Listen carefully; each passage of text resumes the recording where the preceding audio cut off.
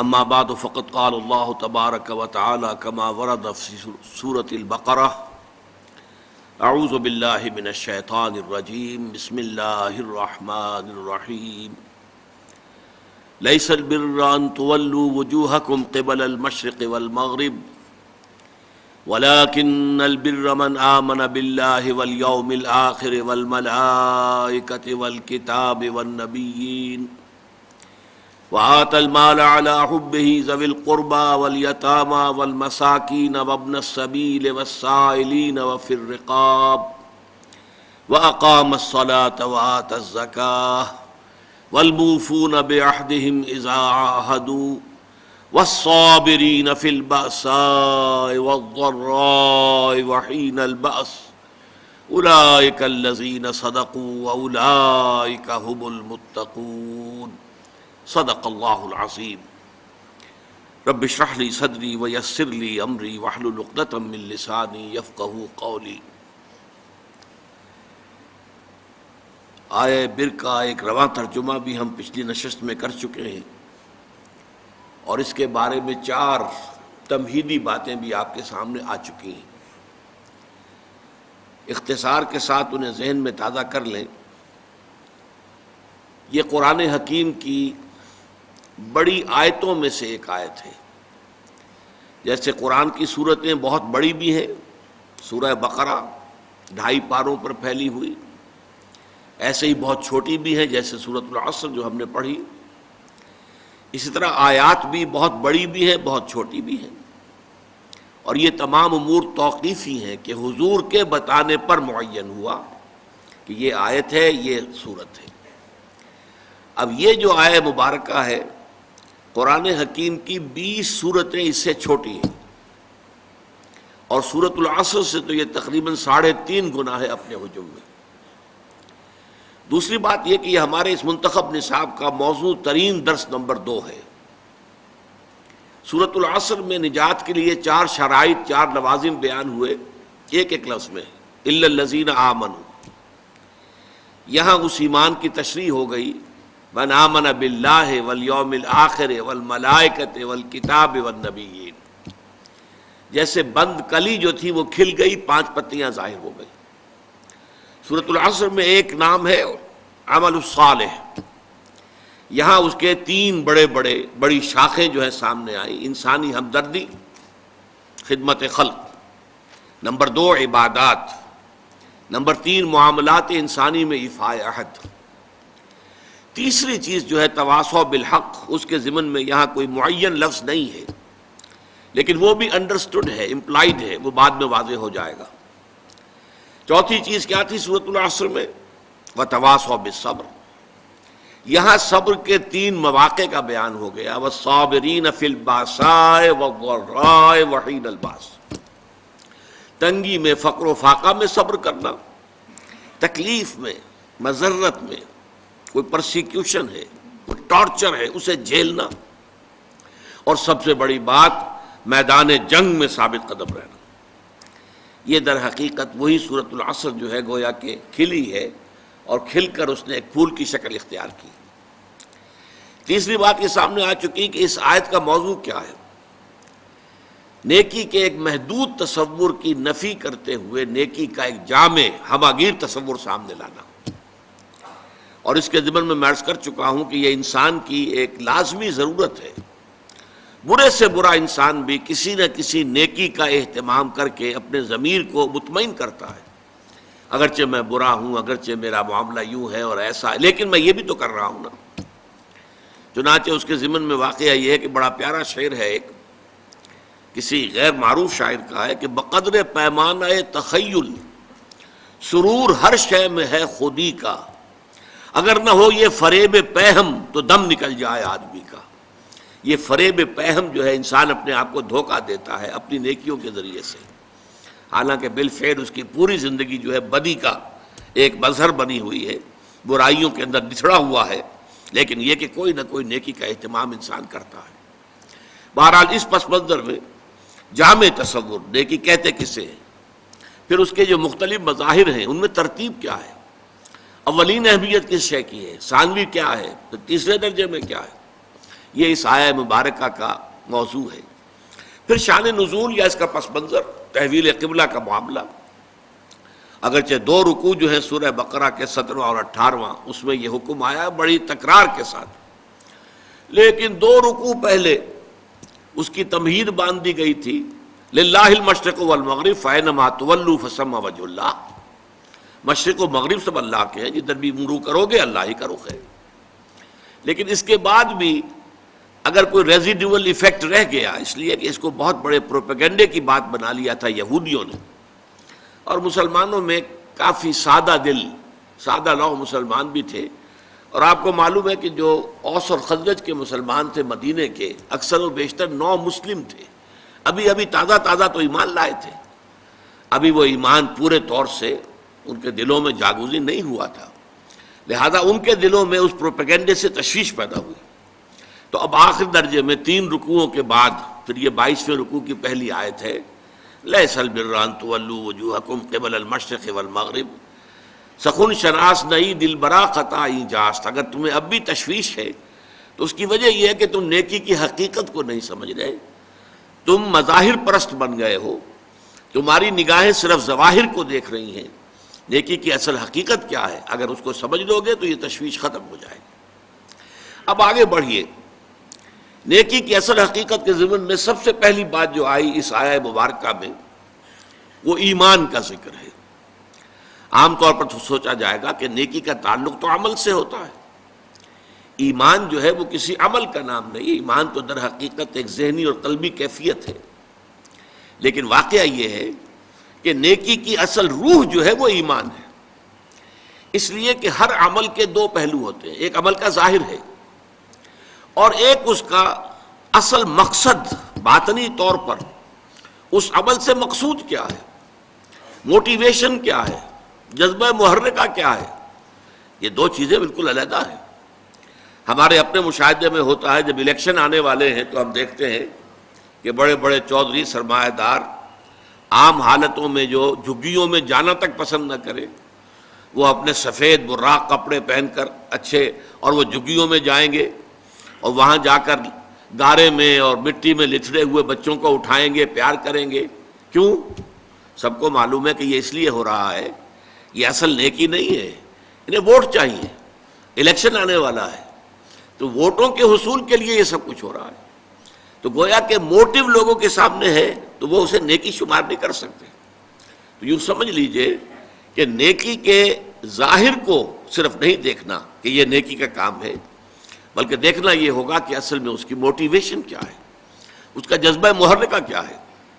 وہ جذبہ محرکہ ہے جو ایمان کے ذریعے سے، ایمان باللہ، ایمان بالآخرہ، یہ دونوں ایمانیات وہ ہیں، اگرچہ ان کے بارے میں تفصیلی مباحث تو بعد میں آئیں گی، جو اس منتخب نصاب کا دوسرا حصہ ہے، لیکن یہ کہ ابھی جان لیجئے کہ ایمان باللہ، ایمان بالآخرہ، ان دونوں کے اندر نیکی کے لیے ایک مثبت جذبہ محرکہ بھی ہے اور بدی سے بچنے کے لیے ایک منفی جذبہ محرکہ بھی ہے۔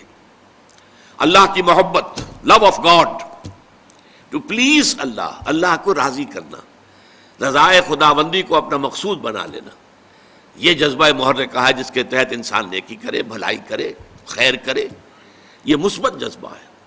لیکن اس کے ساتھ ہی منفی پہلو بھی، اللہ ناراض نہ ہو جائے، اللہ کی سزا سے بچنے کے لیے، اللہ کی ناراضگی سے بچنے کے لیے انسان نیکی کا کام کرے، بدی سے رکے۔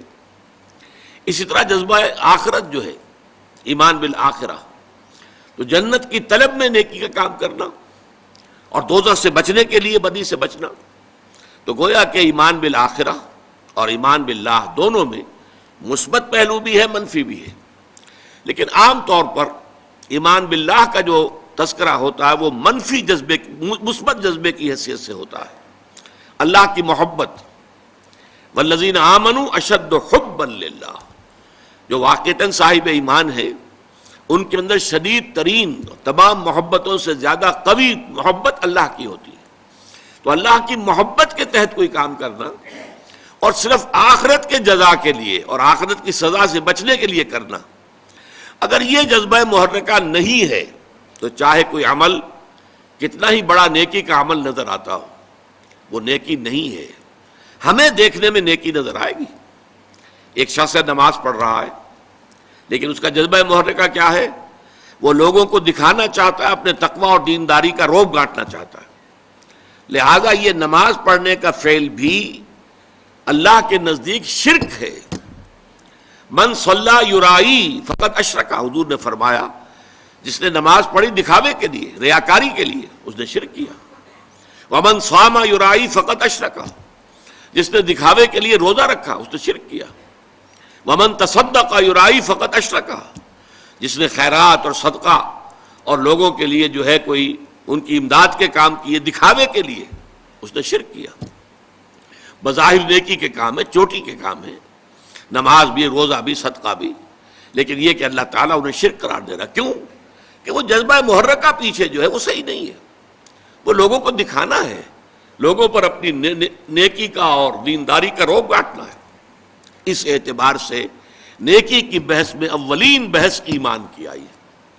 وَلَٰكِنَّ الْبِرَّ مَنْ آمَنَ بِاللَّهِ، اصل میں تو نیکی اس کی ہے جو سب سے پہلے ایمان لائے اللہ پر، والیوم الآخر، اور قیامت پر.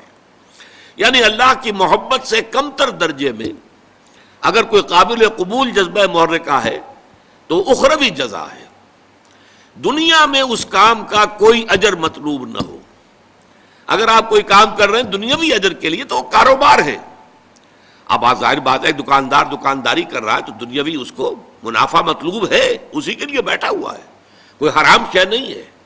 لیکن آپ نیکی کا لبادہ اوڑھیں اور بظاہر نیکی کا کام کر رہے ہو اور اس میں دنیا داری مقصود ہو، اس میں دنیاوی نفع اور دنیاوی فوائد مطلوب ہوں، تو یہ معاملہ جو ہے یہ در حقیقت عبادت خدا کی ہے. یہاں پر تو نوٹ کرنا پڑے گا کہ سوائے اللہ تعالیٰ کی محبت کے یا کمتر درجے میں اخروی جزا و سزا اس کے سوا کوئی اور جذبہ محرکہ نہ ہو. یہاں سے اس مسئلے کا حل بھی ملتا ہے کہ بہت سے لوگ سوچتے ہیں کہ یہ کفار بھی بہت سے ہوتے ہیں، بہت نیکی کے کام کرتے ہیں، پن کے ثواب کے کام.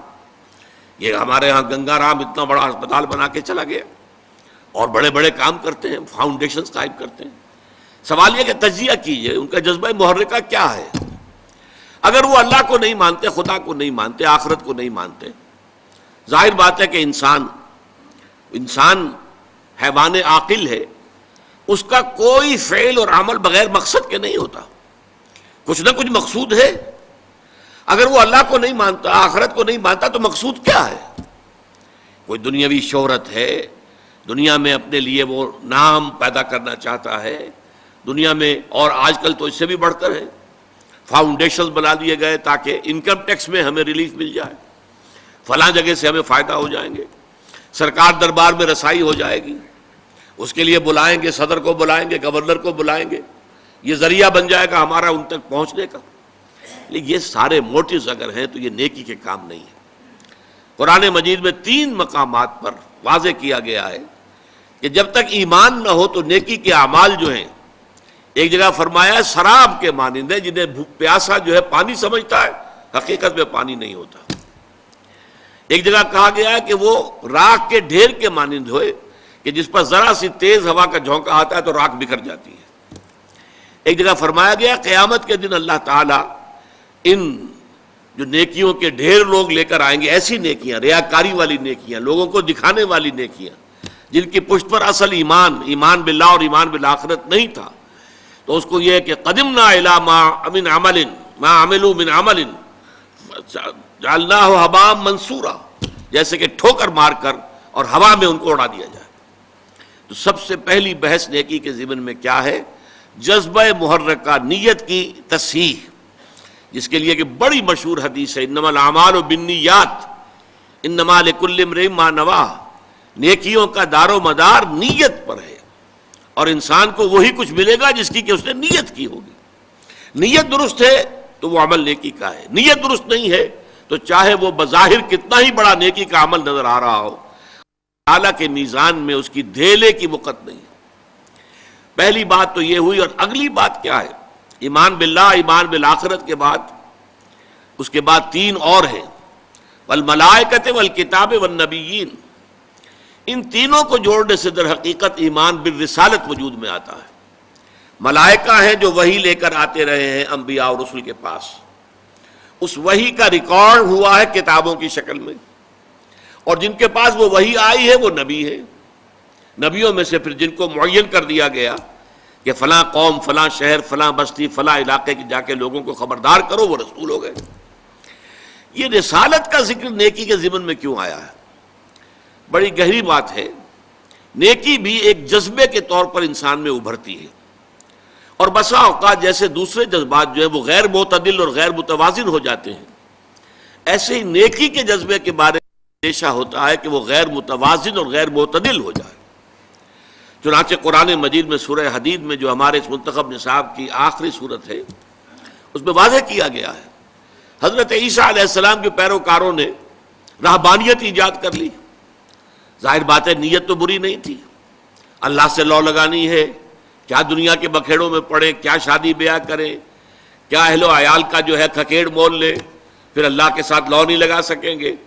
اس جذبے کے تحت انہوں نے رہبانیت ایجاد کر لی، لیکن خلاف فطرت بات تھی بالکل، کیونکہ فطرت کے خلاف گویا کہ دھینگا مشتی کر رہے تھے۔ اس لیے کچھ لوگ تو ہے کہ جو پابند رہے، جو پابندیاں اپنے اوپر لگا لی تھی ان کو انہوں نے نبھایا، اور کچھ لوگ وہ ہیں کہ جو اندر خانے جو ہیں ان کی خلاف ورزی بھی کرتے رہے۔ کرسچین مناسٹریز جو تھیں، یہ راہب خانے، ان کے تہخانوں کے اندر حرامی بچوں کے قبرستان بنتے چلے گئے، اور آج دنیا میں آ رہا ہے۔ رومن کیتھولکس پیس کے بارے میں جو ان کا کچا چٹھا آج پوری دنیا میں ٹیلی ویژن کے ذریعے سے عام ہو رہا ہے۔ ابھی کل ہی کی خبر تھی کہ ایک بہت بڑے اس نے بشپ نے استعفیٰ دیا ہے اپنا، اور پوپ نے اس کا استعفیٰ بھی منظور کر لیا۔ یہ سب کچھ کیوں ہو رہا ہے؟ کہ تم فطرت کے خلاف چلنا چاہتے ہو۔ لہذا نیکی کے لیے ایک ماڈل کی بھی ضرورت ہے کہ جس کے حوالے سے انسان دیکھے کہ نیکی کا جذبہ کس حد تک رہنا چاہیے۔ بسا اوقات انسان میں جذبہ ابھرتا اپنا سب کچھ اللہ کی راہ میں دے دوں، لیکن یہ جذبہ جو ہے ہو سکتا ہے کچھ ہی عرصے کے بعد آپ پر پچھتاوا طاری ہو جائے، یہ میں کیا کر بیٹھا۔ حضور کی زندگی کے، حیات مطہرہ کے متعدد واقعات ہیں کہ ایک صحابی آتے ہیں، میں اپنا سب کچھ اللہ کی راہ میں دے دینا چاہتا ہوں۔ حضور نے فرمایا نہیں، تم اپنی اولاد کو فقیر بنا کر چھوڑ کے جانا چاہتے ہو دنیا سے؟ انہوں نے عرض کیا اچھا میں آدھا دیتا، نہیں آدھا بھی بہت زیادہ ہے۔ پھر عرض کیا اچھا تہائی؟ ہاں تہائی قبول ہے۔ یہ تہائی ہی وہ ہے جس کے لیے انسان کو اختیار ہے کہ وہ اپنی جائیداد میں جو بھی ترکہ ہے اس میں وصیت کر سکتا ہے کسی کے لیے۔ باقی حصہ جو ہے 2/3 وہ وارثوں کا ہے، اس کے لیے جو بھی حصے مقرر کر دیے اللہ نے اسی کے مطابق تقسیم ہوگا۔ تو تہائی کو حضور نے قبول کر لیا۔ اس میں استثناءات ہوتی ہیں۔ حضرت ابوبکر رضی اللہ تعالیٰ عنہ ایک مستثنی شخصیت تھے۔ اسی طرح غزوہ تبوک کا واقعہ جو ہے وہ بھی ایک بہت مستثنی موقع تھا۔ اس پر یقیناً حضرت ابوبکر کا تمام مال جو بھی ان کے پاس تھا وہ سارا حضور نے قبول کر لیا، لیکن یہ عام حالات میں نہیں۔ عام حالات میں کہ اعتدال ہو، معتدل روش ہو۔ چنانچہ صحابہ کرام میں سے بھی بعض کے اندر عبادت کا جذبہ اتنا ابھرا، یہ بخاری شریف کی روایت ہے، اور 3 اشخاص نے آپس میں یہ طے کیا کہ چلے ذرا ازواج مطہرات جو حضور کی بیویاں ہیں امہات المومنین، ان سے چل کر معلوم کرتے ہیں حضور مہینے میں کتنے روزے رکھتے ہیں نفلی، اور کتنی رات کا کتنا حصہ آپ عبادت کرتے ہیں۔ اب گئے ازواج مطہرات نے جو کوئی حقیقت تھی بتا دی۔ حضور کی زندگی تو کھلی کتاب تھی، اس میں کوئی شے چھپی ہوئی نہیں تھی، کوئی راز نہیں تھا۔ انہیں وہ کچھ کم معلوم ہوا کہ حضور کا مقام اور مرتبہ، اور صرف یہ کہ فرض کیجئے رات کے 2 گھنٹے آپ عبادت کر رہے ہیں، باقی آپ آرام بھی کرتے ہیں۔ مہینے میں 4 5 6 روزے آپ نے رکھے، باقی آپ جو ہے دن افطار میں کرتے۔ یہ ہے نفلی روزوں کا معاملہ، رمضان کے نہیں۔ رمضان کے تو سارے روزے ہر ایک کو رکھنے ہیں۔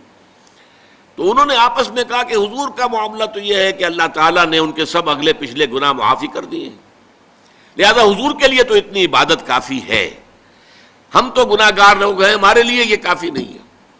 ایک نے کہا میں پوری رات کھڑا رہوں گا، بالکل اپنے بستر سے کمر نہیں لگاؤں گا۔ دوسرے نے کہا میں ہمیشہ روزہ رکھوں گا، ہر روز روزہ رکھوں گا، کبھی ناغہ نہیں کروں گا۔ تیسرے نے کہا میں شادی بیاہ نہیں کروں گا، یہ کھکیڑ مول نہیں لوں گا جس سے خام کا توجہ جو ہے اللہ تعالیٰ کی طرف سے ہٹ جائے۔ حضور کو خبر ملی، حضور نے بلایا، طلب فرمایا، اظہار ناراضگی فرمایا۔ اور بہت غیر معمولی بات ہے کہ آپ نے یہ فرمایا کہ دیکھو میں تم سب سے بڑھ کر متقی ہوں اور سب سے بڑھ کر جو ہے اللہ تعالیٰ کا عبادت گزار ہوں، لیکن میں رات کو سوتا بھی ہوں اور نماز پڑھتا بھی ہوں، میں مہینے میں روزے بھی رکھتا ہوں اور نہیں بھی رکھتا، اور میں نے شادیاں کی ہیں، میری متعدد ازواج ہیں۔ فمن رغب عن سنتی فلیس منی، تو جان لو جو میری سنت کو پسند نہیں کرے گا اس کا پھر مجھ سے کوئی تعلق نہیں ہوگا۔ یعنی یہ اعتدال ہے جو تمہیں برقرار رکھنا ہے، اس اعتدال کے ساتھ چلنا ہے۔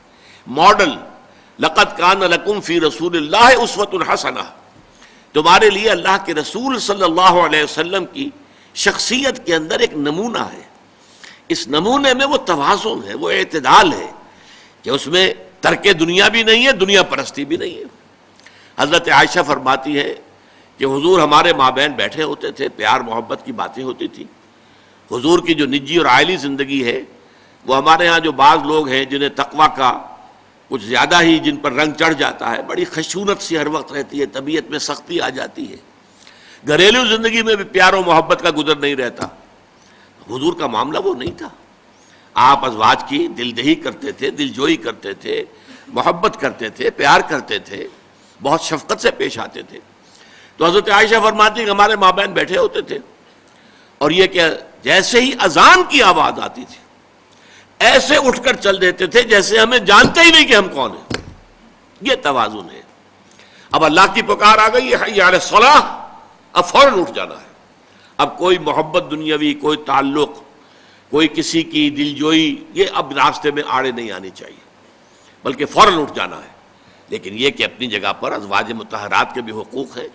وَإِنَّ لِنَفْسِكَ عَلَيْكَ حَقًّا وَإِنَّ لِزَوْجِكَ عَلَيْكَ حَقًّا، تمہارے نفس کا بھی تم پر حق ہے، تمہاری بیوی کا بھی تم پر حق ہے۔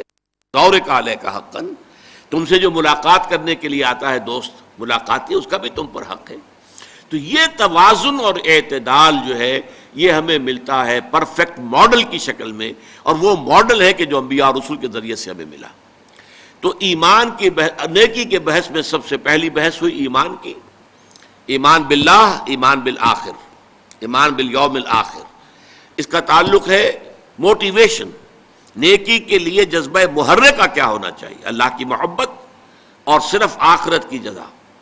کوئی دنیاوی نفع اور دنیاوی کوئی اس کا رزلٹ اور کوئی بدل اگر پیش نظر ہے، لا نرید منکم جزاء ولا شکورا انما نطعمکم لوجہ اللہ، ہم تمہیں کھانا کھلا رہے ہیں صرف اللہ کی رضا کے لیے۔ لا نرید منکم جزاء ولا شکورا، ہم تم سے تو نہ یہ چاہتے ہیں کہ کوئی بدلہ ہمیں دینا اور نہ تمہاری طرف سے شکریہ ہمیں مطلوب ہے، نہیں، صرف اللہ کے لیے۔ کوئی شے بھی دنیاوی مطلوب کے درجے میں اگر آ گئی تو پھر وہ نیکی نہیں ہے، وہ تو پھر کاروبار بن گیا۔ نیکی وہی ہے جس کا واحد جذبہ محرکہ ایمان باللہ اور ایمان بالآخرہ ہو، اور اس کے لیے ماڈل اسوہ رسول ہے صلی اللہ علیہ وسلم۔ اب آگے آئیے، وَآتَى الْمَالَ عَلَى حُبِّهِ ذَوِي الْقُرْبَى وَالْيَتَامَى وَالْمَسَاكِينَ وَابْنَ السَّبِيلِ وَالسَّائِلِينَ وَفِي الرِّقَابِ، اور انہوں نے مال دیا علی حُبِّهِ، علی عطا خلاف کے لیے، مال کی محبت کے باوجود، اس کو ایک ثقیل اردو میں ہم علی الرغم بھی کہتے ہیں، علی الرغم، کسی شے کے ہوتے ہوئے، ڈسپائٹ سم تھنگ، اگرچہ مال محبوب ہے۔ زین للناس حب الشہوات من النساء والبنین والقناطیر المقنطرۃ من الذہب والفضۃ والخیل المسومۃ والانعام والحرث، اللہ انسان کی سرشت کے اندر مال کی محبت ڈال دی گئی، لیکن یہ کہ یہ مال محبوب ہونے کے باوجود انسان اسے خرچ کر سکے، کس کے لیے؟ آت المال علی حبہ ذوی القربى، قرابت داروں کو، والیتامى، یتیموں کو، والمساکین، محتاجوں کو، وابن السبیل، اور مسافروں کو، والسائلین، اور مانگنے والوں کو، وفی الرقاب، اور گردنوں کے چھڑانے میں۔ اب پہلا نقطہ نوٹ کرنے کا جو ہے اور جو اہم ترین ہے وہ کیا ہے؟ دیکھیے، موضوع کے اعتبار سے ترتیب بدل جاتی ہے۔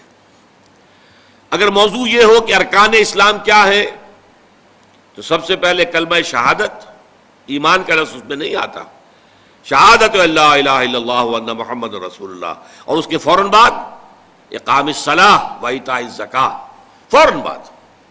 یہ کیوں ہے؟ اراکین اسلام یہی ہے، ارکان اسلام یہی ہے۔ اسی طریقے سے اسلامی معاشرے کے اندر اس کی جو ہمیں تنظیم کرنی ہے، آرگنائز کرنا ہے، اس میں اہم ترین چیز کیا ہے؟ نماز اور زکوٰۃ۔ لیکن یہاں بحث ہے نیکی کی حقیقت کیا ہے۔ یہاں آپ دیکھ رہے ہیں کہ نماز اور زکوٰۃ کو بعد میں لے گئے اور پہلے آ رہی ہے انسانی ہمدردی۔ انسان اپنا مال خرچ کر سکے، قرابت داروں، رشتہ داروں کو، ان میں سے جو غریب ہیں ان کی مدد کرے، یتیم جو بے سہارا رہ گئے، جن کے والد فوت ہو گئے ہیں، اب ان کا کوئی سہارا نہیں ہے، والمساکین، یہ جو مسکنہ کہتے ہیں، کم ہمتی، بعض لوگوں کا ہوتا ہے کہ بظاہر اچھے نظر آ رہے ہیں، اچھے بھلے ہیں، کوئی بیماری بھی نہیں ہے، لیکن جسے ہم نیورستھینیا کہتے ہیں، وہ اعصابی کمزوری ایسی ہوتی ہے، کم ہمتی طاری ہو جاتی ہے کہ اپنے پاؤں پر کھڑے نہیں ہو سکتے، وہ مساکین ہیں، محتاج، خود کفیل نہیں ہو پا رہے، اپنی ضرورتیں پوری نہیں کر پا رہے کسی وجہ سے، وابن السبیل اور مسافر۔ اس لیے کہ مسافرت میں یہ کیفیت پیدا ہو سکتی ہے کہ ایک شخص اپنے گھر میں اچھا بھلا ہے، اب آج کل تو آپ کو معلوم ہے ٹریولر سیکس بھی ہیں اور فلاں بھی ہے اور فلاں بھی ہے، پہلے تو کچھ نہیں ہوتا تھا، اور راستے میں جو پونجی لے کر آدمی چلا ہے، فرض کیجئے چوری ہو گئی، تو اب تو وہ بالکل بے یار و مددگار ہے، اس کے پاس کچھ بھی نہیں، کوئی جاننے والا نہیں، کوئی قرض نہیں لے سکتا، کسی سے مانگ سکتا۔ تو سائل کے لیے ہو سکتا ہے جو مبن سبیل ہے کہ پھر وہ جو ہے ایسی حالت میں آ جائے کہ اس کو مدد کی ضرورت ہو۔ وہ سائلین، مانگنے والے۔ اس ضمن میں قرآن مجید نے اور حدیث نے اور حضور کی سنت و سیرت نے ایک بڑا عجیب ایک اعتدال والی روش ہمیں سکھائی ہے۔ سوال کی مذمت ہے، مت مانگو کسی سے کچھ، جو کہ مانگنا اللہ سے مانگو، مانگو اللہ سے، انسانوں سے مت مانگو۔ مانگنے والا اپنی عزت نفس جو ہے ہتھیلی پر رکھ کر پیش کرتا ہے جس سے مانگ رہا ہے، مجھے دیجئے کچھ، عزت نفس تو یہاں رکھی ہے نا، نہیں، تم اپنی عزت نفس کا دھیلا نہ کراؤ، جو مانگنا ہے۔ حضور نے فرمایا کہ اگر جوتے باندھنے کا فیتا جو ہے وہ تمہیں چاہیے، اللہ سے مانگو۔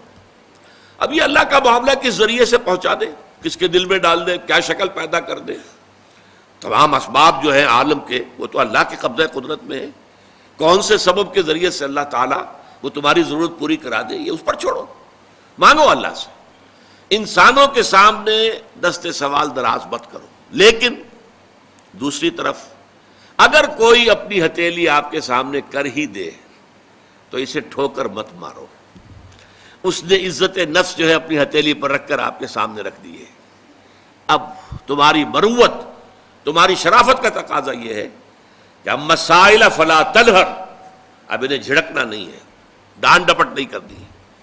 اگرچہ ہمارے آج کل کے معاشرے میں جو پروفیشن بن گیا بیگری کا، اس میں بسا اوقات جو ہے پیچھا چھڑانا مشکل ہو جاتا ہے، اور واقعہ یہ ہے کہ ان کی اگر مدد کی جائے، اب کیا ہے، وہ آپ نے 1 روپیہ دے دیا تو بعض لوگ سمجھتے ہیں شاید بہت بڑا، میں نے حاتم طائی کی قبر پر لات مار دی، روپیہ دے دیا، لیکن یہ تو اصل میں انسٹیٹیوشن بیگری کو آپ نے سپورٹ کیا۔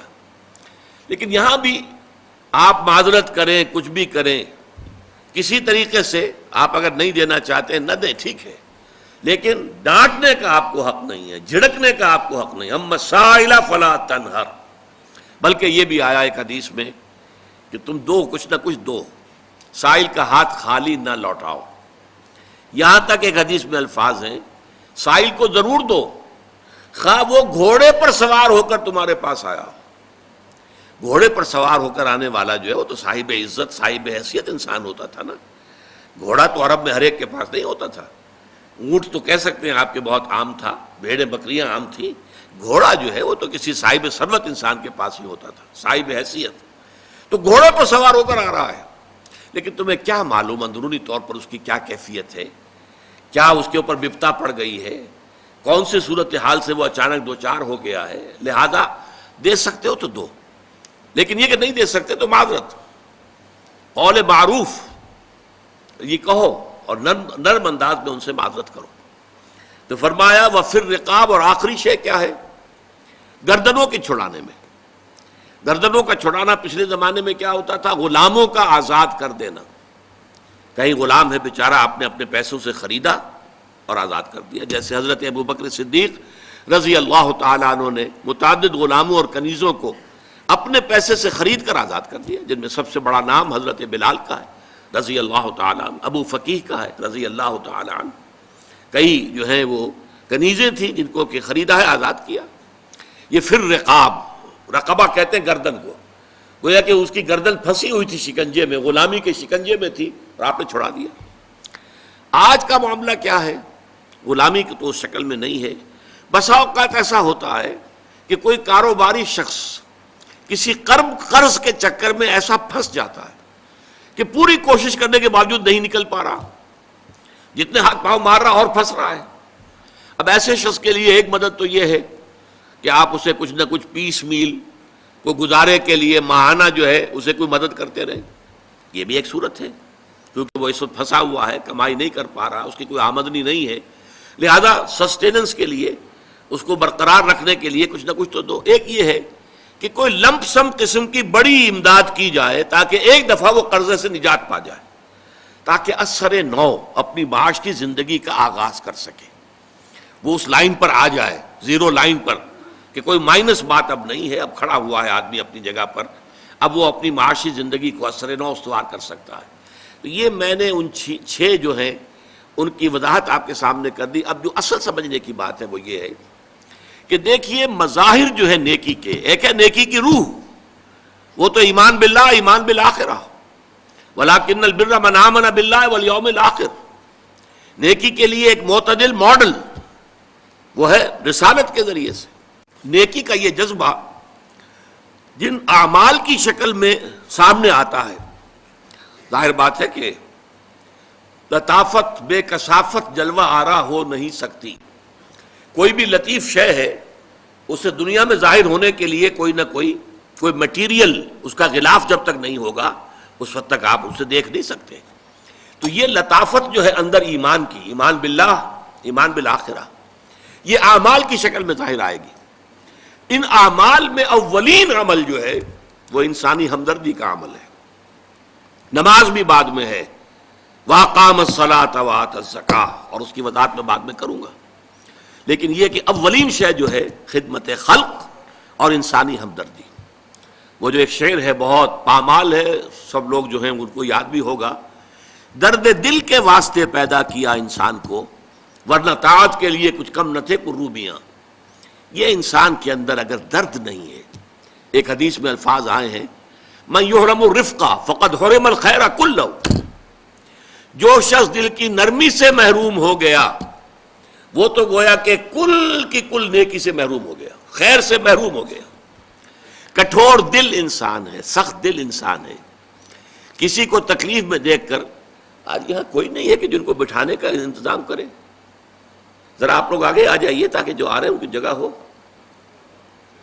عام طور پر یہاں لوگ کھڑے ہوا کرتے ہیں، آج معلوم ہوتا ہے کہ کسی شخص کو تکلیف میں دیکھ کر اگر آپ کا دل پسیجتا نہیں ہے، آپ کے دل میں رقیق کسے کہتے ہیں؟ پتلا، رقیق مادہ پتلا، رقت قلب، دل میں نرمی پیدا ہو جائے۔ دل میں نرمی اگر پیدا نہیں ہوتی ہے تو پھر جان لیجئے، میں ایک بہت سخت بات کہنے لگا ہوں، ایک شخص عالم ہو سکتا ہے، مفتی ہو سکتا ہے، فقیہ ہو سکتا ہے، مفسر ہو سکتا ہے، محدث ہو سکتا ہے، عابد ہو سکتا ہے، زاہد ہو سکتا ہے، نیک نہیں ہو سکتا اگر انسانی ہمدردی کا مادہ اس کے دل میں نہیں ہے۔ بات سمجھ لیا آپ نے پوری؟ یہ ہے ترتیب کے اندر مضمر۔ نماز اور زکوٰۃ کا ذکر بعد میں، وَآتَ الْمَالَ عَلَىٰ حُبِّهِ ذَوِي الْقُرْبَىٰ وَالْيَتَامَىٰ وَالْمَسَاكِينَ وَابْنَ السَّبِيلِ وَالسَّائِلِينَ وَفِي الرِّقَابِ، یہ پہلے آ رہا ہے۔ اور آپ میں سے بہت سے حضرات کو یاد ہوگی چوتھے پارے کی پہلی آیت، جو اس معاملے میں یوں سمجھیے قول فیصل، لَن تَنَالُوا الْبِرَّ حَتَّىٰ تُنْفِقُوا مِمَّا تُحِبُّونَ، تم ہرگز نیکی کے مقام کو نہیں پہنچ سکتے جب تک خرچ نہ کرو اس میں سے جو تمہیں محبوب ہے۔ اگر آپ کا مال ایسا ہے جو دل سے اتر گیا ہے، کپڑے بوسیدہ ہو گئے ہیں دے دیے غریب کو، جوتے ٹوٹ گئے ہیں دے دیے کسی کو، یہ نہیں ہے، یہ نیکی نہیں ہے۔ نیکی کیا ہے؟ مما تحبون، جو تمہیں پسند ہو وہ مال۔ لن تنالوا البر، یہ نوٹ کر لیجیے جنہیں عربی سے کوئی تھوڑا سا بھی کوئی مس ہے کہ لام اور نون کے ساتھ جو نفی آتی ہے فعل مضارع کے اندر، اس سے زیادہ تاکیدی نفی نہیں. لن تنالوا البر، ہرگز نہیں پہنچ سکتے نیکی کے مقام کو، حتی تنفقوا مما تحبون، جب تک کہ تم خرچ نہ کرو اس میں سے جو تمہیں پسند ہو. اپنے محبوب مال کو جب تک خرچ نہیں کرو گے اللہ کی رضامندی کے لیے، اللہ کی رضا جوئی کے لیے، اس وقت تک نیکی کا مقام حاصل نہیں کر سکتے. حدیث میں نے آپ کو سنا دی. من یحرم الرفق، رفق کہتے ہیں دل کی نرمی، اسی سے لفظ رفیق بنا ہے. رفیق وہ ہیں جو آپس میں ہمدرد ہیں، غم گسار ہیں، ایک دوسرے کا درد بانٹنے والے ہیں، ایک دوسرے کے دکھ کو اپنے دل میں محسوس کرنے والے ہیں. میں نے ہمدردی کی وضاحت پچھلی نشست میں کی تھی. ہمدردی، ہم جماعت، ایک جماعت میں پڑھنے والے، ہم عصر، ایک زمانے کے لوگ. ہمدرد وہ جن کا درد جو ہے وہ کامن ہے، مشترک ہے، ایک کے درد کو دوسرا محسوس کر رہا ہے. خنجر چلے کسی پہ تڑپتے ہیں ہم امیر، سارے جہاں کا درد ہمارے جگر میں ہے. یہ ہے در حقیقت نیکی کی اصل روح. میں پھر دوہرا رہا ہوں، جس میں یہ نہیں ہے. جو بخیل ہے، جو کٹھور دل ہے، جو سخت دل ہے، وہ عابد ہو سکتا ہے، زاہد ہو سکتا ہے، مفسر ہو سکتا ہے، محدث ہو سکتا ہے، فقیہ ہو سکتا ہے، مفتی ہو سکتا ہے، لیکن نیک نہیں ہو سکتا. یہ قرآن کا فتویٰ ہے، لن تنالوا البر حتی تنفقوا مما تحبون. پھر اس میں ایک بات اور نوٹ کیجئے، اس میں ترتیب بھی لازمی ہے. سب سے پہلا حقدار جو ہے آپ کے نیک سلوک کا وہ آپ کے قرابت دار ہیں. الاول فالاول، الاقرب فالاقرب. ہمیشہ قرآن مجید میں سب سے پہلے ذی القربى وآت ذی القربى حقہ والمسکین وابن السبیل ولا تبذر تبذیرا. یہ بھی ہمارے منتخب نصاب کی آیت ہے سورہ بنی اسرائیل کی. اور تم حق ادا کرو جو ذی القربى ہیں، قرابت دار ہیں، رشتہ دار ہیں. یہ خاص طور پر بات کیوں کہی جاتی ہے؟ عام طور پر قرابت داروں میں، قریبی رشتہ داروں میں شکر رنجیاں ہوتی ہیں. اب فلاں جو ہے، فرض کیجئے کہ کوئی چھوٹا بھائی فوت ہو گیا یا بڑا بھائی فوت ہو گیا ہے. اب دوسرا بھائی جو ہے اچھا ہے، جو فوت شدہ بھائی ہے اس کے حالات اب خراب ہیں، بیوہ ہے، بچے ہیں، کوئی ذریعہ معاش نہیں ہے، اور یہ شخص جو ہے وہ صاحب ثروت ہے، صاحب دولت ہے. یہ اوروں کو تو خیرات دے گا، اپنے یتیم بھانجا اور بھتیجوں کو نہیں دے گا. کیوں؟ انہوں نے یہ کیا تھا، انہوں نے یہ کیا تھا، انہوں نے فلاں وقت یہ کہہ دیا تھا، وہ بھابھی نے فلاں وقت جو ہے میرے ساتھ یہ معاملہ کیا تھا. اس حوالے سے شکر رنجیوں کی وجہ سے ان کو چھوڑ کر دور دراز جا کر ریوڑیاں بانٹی جائیں گی، لیکن جو اصل حقدار ہیں ان کو چھوڑ دیا جائے گا. اس کا تجزیہ کیجئے. اس کا مطلب ہے یہ اللہ کے لیے نہیں دیا جا رہا. اگر اللہ کا جذبہ ہو اللہ کو راضی کرنا، تو پھر تو دیکھو کہ اللہ نے سب سے پہلا حقدار کس کو بنایا. پھر تو دیکھنا ہوگا ترتیب اللہ کی. اللہ کی ترتیب میں تو آت المال علی حبہ ذوی القربى، ذوی القربى سب سے پہلے ہے. اس کے بعد یتامى ہیں، مساکین ہیں، وابن السبیل ہیں، والسائلین ہیں، وفی الرقاب ہیں. لیکن اولین جو ہیں وہ ذوی القربى ہیں. حدیث آتی ہے کہ حضور نے فرمایا من احب للہ وابغض للہ واعطى للہ ومنع للہ فقد استقبل الایمان. جس نے اگر کسی سے محبت کی تو اللہ کے لیے محبت کی، کہ اللہ کو پسند ہے کہ اس سے محبت کی جائے، اور کسی سے بغض اور عداوت رکھی تو وہ بھی اس لیے کہ اللہ کو پسند ہے کہ اس سے بغض رکھا جائے. اور اگر کسی کو کچھ دیا تو اس لیے کہ اللہ کو اس کا دینا پسند ہے، اور کسی سے کچھ روکا تو اس لیے روکا کہ اللہ کو اس کا روکنا پسند ہے. یعنی انسان کے تمام اعمال کا اصل موٹیو جو ہے وہ ذات باری تعالی اور اس کے احکام اور اس کی پسند، اس کی ناپسند بن جائے. اگر یہ ہو جائے من احب للہ ہے وابغض للہ ہے واعطى للہ ہے ومنع للہ ہے فقد استکمل الایمان، تو ایسے شخص نے تو اپنے ایمان کی تکمیل کر لی. یہ کمال ایمان کا مقام ہے. تو لہذا نیکی کے معاملے میں یہاں ہمارے سامنے جو بات واضح طور پر آئی کہ آج کا جو ہمارا سبق ہے اس کا حاصل کیا ہے کہ نیکی کا ایک ظاہر ہے، ایک باطن ہے. ہمارے اللہ تعالیٰ کے نزدیک نیکی اصل میں وہ اس کے باطن کے حوالے سے نیکی ہے، ظاہر کے حوالے سے نہیں. اگرچہ ظاہر کی اپنی جگہ اہمیت ہے. نماز پڑھو جیسے کہ مجھے دیکھتے ہو کہ میں نماز پڑھتا ہوں، صلو کما رأیتمونی اصلی. جیسے فرمایا کہ جب شمال کی طرف رخ کر کے نماز پڑھنے کا حکم تھا، تم نے پڑھی، یہ نیکی تھی۔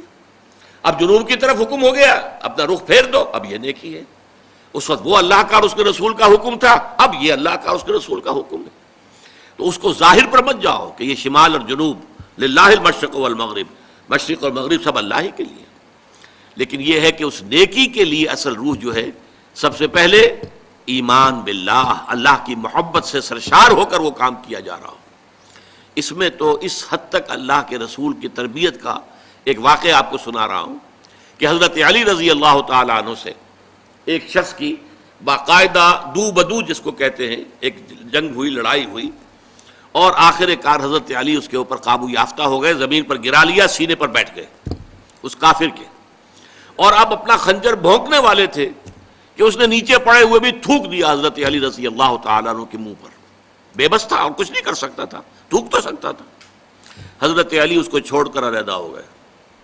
وہ حیران ہوا، میں ان کے رحم و کرم پر تھا، میری تو بس ہو چکی تھی، میں کچھ بھی نہیں کرنے کے قابل تھا، پھر میں نے جس کو انگریزی میں کہتے ہیں to add insult to injury, میں نے ان کی توہین مزید کی کہ ان کے منہ پر تھوک دیا، تو اب تو اور زیادہ غصے کے ساتھ چاہیے تھا کہ یہ خنجر جو ہے بھونکتے میرے سینے میں، چھوڑ کے علیحدہ ہو گئے۔